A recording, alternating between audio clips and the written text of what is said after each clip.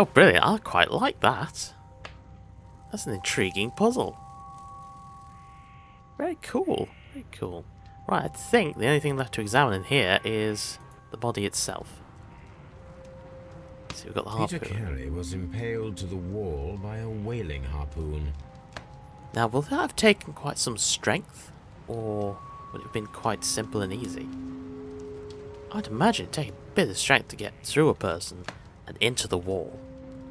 So, former sailor, quite strong. That's what I'm currently going off of. The weapon fully penetrated the body. The force of the blow was immense. Yeah, see, we're thinking along the same lines, Holmes. Ah, blood pool. A notebook. JHN are probably the initials of the owner of this notebook. The pattern of the blood stain indicates that the notebook was not lying on the floor prior to the crime, but it was dropped into the pool of blood after the death of Peter Carey. Interesting. Potentially the initials of our murderer? But that would be far too simple. Far too simple. Does T work in here? Yes, it does. But is there anything to examine? Can I open the notebook? I don't seem to be capable of opening the notebook. Nothing to imply that I can. Oh no, wait, hold on. Click the logo again. These abbreviations mean something, but what? Debts of some sort, perhaps? Yellow staining, but I think that's just a lighting texture issue. This wooden handle is plain and solid. That of a sailor. This blood is from the pool underneath the dead body. Peter Carey tried to defend himself with this knife, but he did not succeed. I would say perhaps he got the killer's blood, but DNA is not a thing at this point in time period, is it? This man is in his 50s, yet he still looks quite strong. Peter Carey was fully dressed. He was not caught by surprise. It is possible that he knew his murderer. Of course he did, Holmes. He was sharing a drink with him. Come on, man. Put the clues together. Is there anything else for us to examine in here? Saying we can go to the book. Oh, hello. Find a pair of related clues, and they will form a deduction. Red colour signifies an... I was reading that. Oh well, we'll guess. Let's see. Break-in attempts, no gardener, notebook. So JHN, I don't think we know anybody with those initials yet. It's pinned to the wall, which of course implies somebody big and strong. Break-in attempts. So if I select that, and then combine it, what with the... No gardener, no. Notebook. Draw a clear picture of the crime by forming your deductions from the combination of clues. Track down the guilty party. Okay. Ambush must be made tonight to see if the break-in attempt will be repeated. Ah! Good idea, Holmes. Someone was here yesterday. They attempted to force the door to gain entry. They attempted to force the door to gain entry because they dropped their notebook. Of course, sorry, my brain took a minute there. Of course, you'd come back to try and remove the evidence from the crime scene that you were there. Ah, makes perfect sense now. Of course it does. Still nothing at the ship's logs. Okay. Of the Sea Unicorn for the years 1878 to 1884. Peter Carey was her captain. I feel like the person's name could be in there. Former member of crew. Former shipmate. Perhaps second in command. Officer? Mr. Holmes? Officer. Lestrade, walk with me. Well, Mr. Holmes, what do you think? I think that we are lucky. And why is that? Because of last night's attempted break-in. Oh, you've lost me. It is very probable that whoever came here hoped to find the door open. They tried to force it with a knife blade, but they failed. What will they do? Why, return tonight, when they will be better prepared. Aha! So what do you propose? We shall remain on the outside, near the window, where we stand the best chance of catching sight of our visitor. Well, gentlemen, ready your pistols. We have a long night ahead of us. Ooh, excellent. Excellent indeed. Where do you what? We need to find a good place for an ambush. Perhaps behind Carey's cabin, near the window. Okay, very good. So I just have to go into the position, do I? We can't hide in that. We jog around the back of here? Yes, we can. This looks like the perfect hiding place. Oh, we're gonna catch, like, just the outline of the person, aren't we? And their face is gonna be obstructed by the blinds.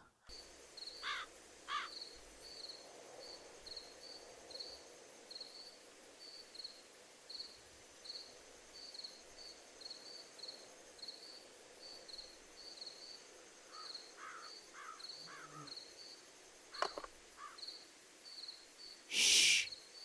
Did you hear that?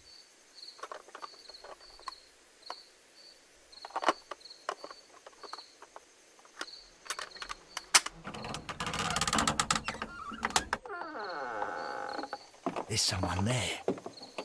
I'm gonna collar him. I'll be right behind you. Police! Hold it right there! Go around this way, in case he tries to run off. Do you get him? Mr. Holmes? Yeah, we got him. All right, my fine fellow. Who are you and what are you doing here? You're detectives, I suppose. You imagine that I'm connected with the death of Captain Carey. I assure you I'm innocent. Innocent?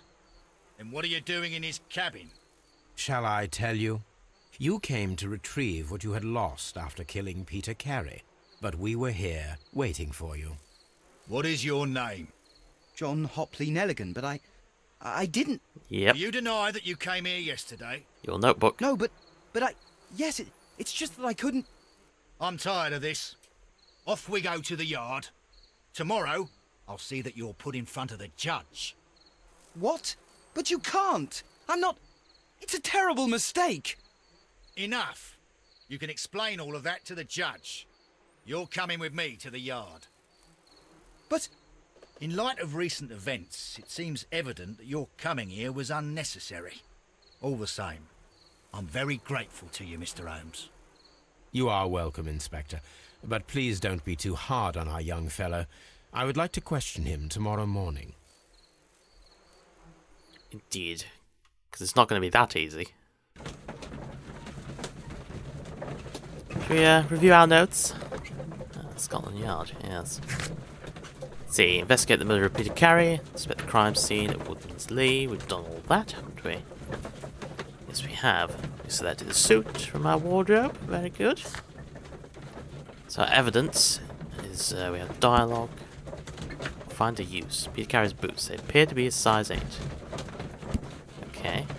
The outline of the dust, of course, means we're looking for a stolen box. And, yes, we have character portrait. Judith is from the country, somewhere near the ancient pine woods, Inverness and Strathspey, in Scotland. Scotland, where the crested-tipped bird can be found. She's religious and undertook a St. James Way pilgrimage to the Cathedral of Santiago de Compostela when she was a young woman. Very good. Examine his belongings. Brilliant. Well, I assume you have them at the desk? Good morning, Mr. Holmes. Can I help you? Good morning, Constable. I would like to speak to the fellow who was arrested at Woodman's Lee last night. Ah, the young man. He's waiting in the interrogation room. You can go straight through. His belongings are held in the evidence room. Thank you. Excellent. I'll head to the evidence room. Where's that at? Down here, I hope? See, evidence room. Yes, excellent. Leaving it unlocked. Not a very wise idea, lads. Not very clever. These are the suspect's belongings. Of course, the notebook. That we found on Peter Carey's cabin floor. Numbers and initials. Now, there isn't a PC there. These abbreviations mean something. But what? I think it's some sort of debt. That's what I'm thinking at the moment. Anyway, maybe gambling of some sort. The One Ring. There we go. What does it say? From R. Dawson to my friend and partner. 1883. From R. Dawson. To my friend Oh, nice. and partner. 1883. Dawson. I've seen this name before. Perhaps my archive holds the answer. Your archive? Have we just stolen the ring? So we have, haven't we? A handkerchief with the initials JHN. Embroidered handkerchief, that's not cheap. A pocket knife. It was used to force the door of Peter Carey's cabin. Okay, now, should I head home to look at the archive before I talk to him? These are the suspect's belongings. There's one beginning with R there, but it's too long. So, they may not be initials. Okay, that's worth bearing in mind. Should we consult the book a moment? Let's have a look. R. Dawson. It's very tempting to see if we can head home. Consult the archives and then interview. Just so we have some background about whoever the ring belongs to. Can we do that? Very loud, annoying car. Can I head to Baker Street first? Oh shit, I think I can. Okay, good. Right. That's good. Let's consult the archive and then we'll go and interview. Right, okay. Going to consult the archive. I want to search for Dawson 1883. First electric railway opens. Bankruptcy Act of 1883. Fenian condemned for murder. Dawson and Nelligan are bankrupt. Well, there's R. Dawson, so... The Dawson and Nelligan Investment Fund, a regional banking institute based in Cornwall, was declared bankrupt as a result of heavy losses in its loan portfolio, accordingly been assigned for liquidation. It was the 23rd largest bank in Britain, and its bankruptcy was the second largest on record. The liquidation of company is a pure catastrophe for many Cornwall families. Joshua Nelligan, I think it's Nelligan, isn't it? Yeah, there's no other way of pronouncing that. One of the bankers has since mysteriously disappeared. He was last seen aboard his yacht preparing for departure to Norway. Nelligan is wanted both by the police and his creditors. See creditors. I wonder if it's some sort of ledger.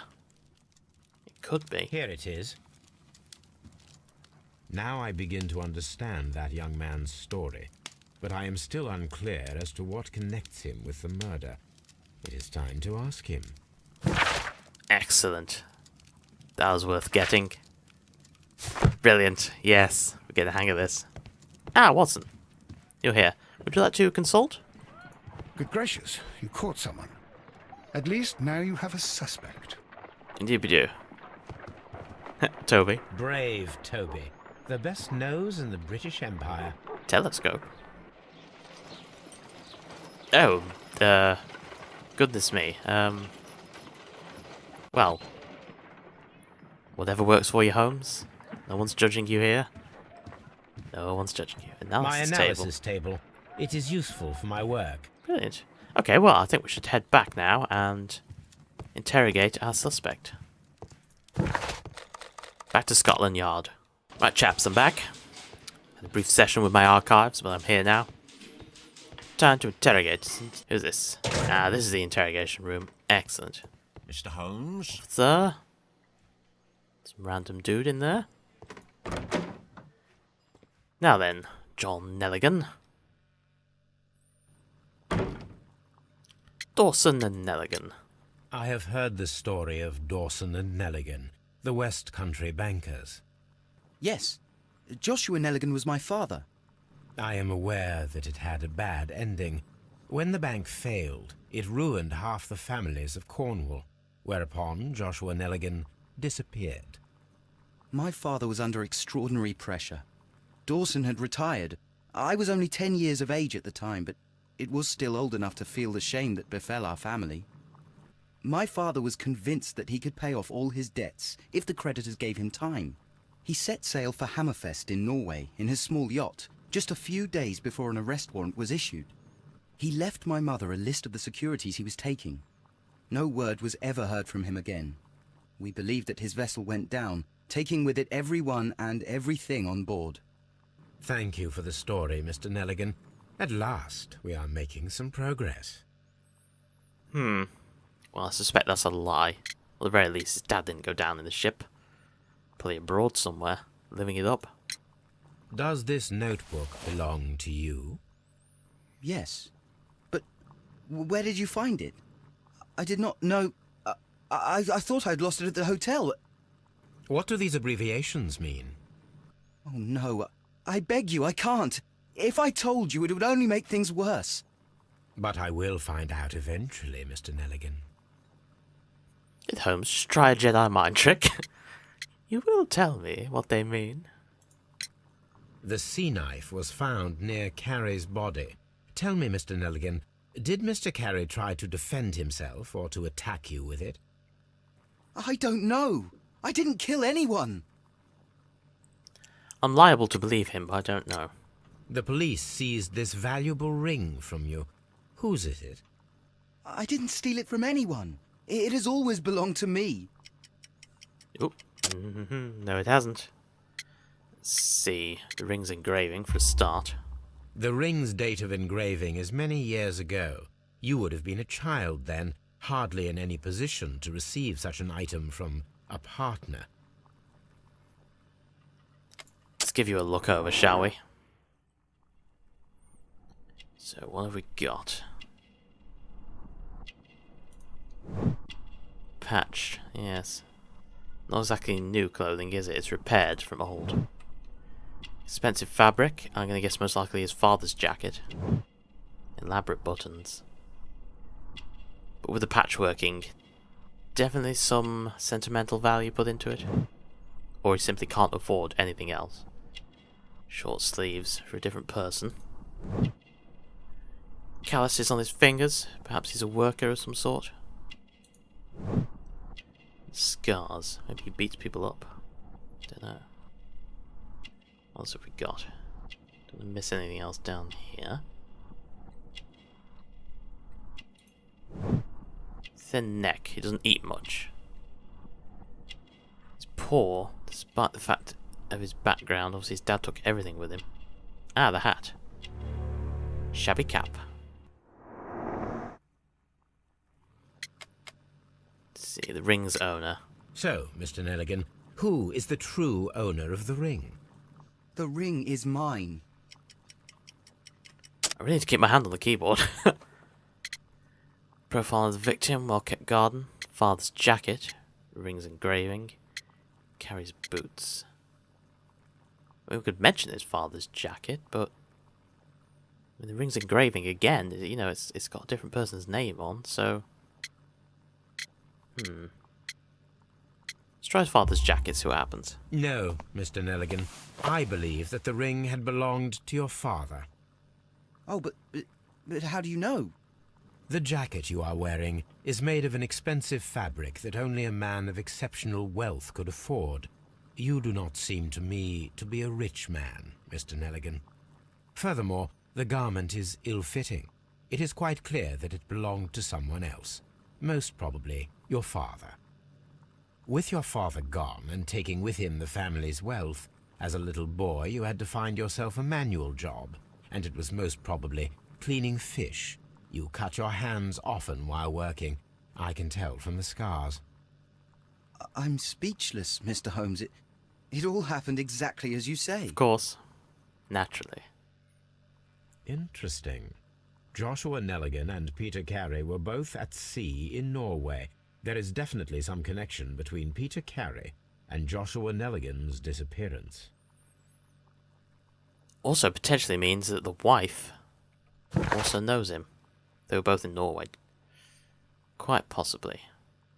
Right, is there something particular you'd like me to review?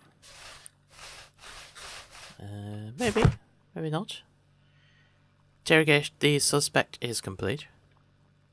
Still recommending I look at the book. Ah, of course. Here we go.